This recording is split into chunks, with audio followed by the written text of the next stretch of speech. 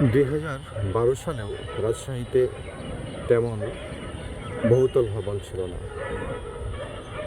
12 সালের আগে 10 তলা বলতে মাত্র একটি ভবনকে বোঝানো হতো, সিএনবি মোড়ে জীবন বীমা কার্যালয়কে।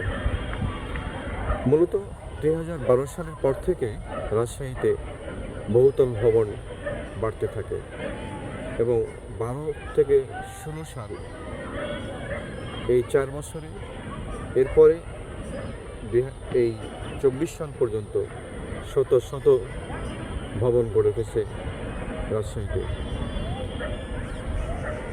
গ্রিন সিটি, ক্লিন সিটি আখ্যায়িত পাওয়া এই রাজশাহী শহর এখন গ্রিন সিটি যেন হারিয়ে যেতে বসেছে এই বহুতল ভবনের কারণে। কয়েকশো 10তলা ভবনই গড়ে উঠেছে এই শিক্ষানগরী রাজশাহীতে। এরপরে রয়েছে সর্বোচ্চ 22তলা ভবনটি।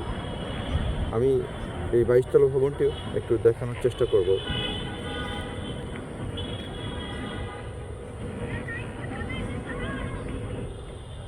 এই হচ্ছে 22তলা ভবন এটি। এরপরে রাজশাহী মেডিকেল বিশ্ববিদ্যালয় মেডিকেল কলেজের ভিতরে এই বহুতল ভবনটি গড়ে উঠছে, সুউচ্চ ভবন। এটি 20তলা। এরপরে আছে 16তলা, 18তলা, 14তলা, 15তলা এবং 10তলা ছড়াছড়ি ভবন এই রাজশাহী শহরে গড়ে উঠেছে একের পর এক।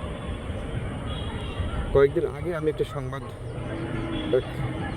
করেছিলাম, সেখানে বলা হয়েছিল অধিকাংশ ভবন মালিক নিয়ম নীতির তোয়াক্কা করেন।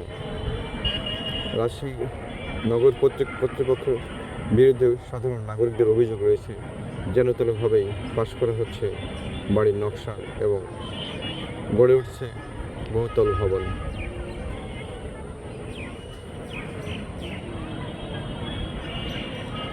আমাদের সবুজ বাঁচাতে এখনোই রাজশাহী সিটি কর্পোরেশন এবং নগর কর্তৃপক্ষকে নজর দেওয়া উচিত। এখনও যে সবুজ অংশটি বেঁচে আছে, এগুলো রেখেই যেন বহুতল বা অন্যান্য ভবন গড়ে তোলা হয় এই রাজশাহীতে। এটি যেমন নগরবাসীর দাবি, তেমনি এই নগরী নিয়ে যারা চিন্তাভাবনা করেন তাদেরও দাবি যে এই বহুতল ভবনগুলো নিয়ন্ত্রণ জরুরি। গ্রিন সিটিকে গ্রিন সিটি হিসেবে রাখতেই এই সবুজায়নের বিকল্প নাই এবং সুন্দর নগরী গড়ে তুলতে হলেও এই সবুজায়নের অপরিহার্য।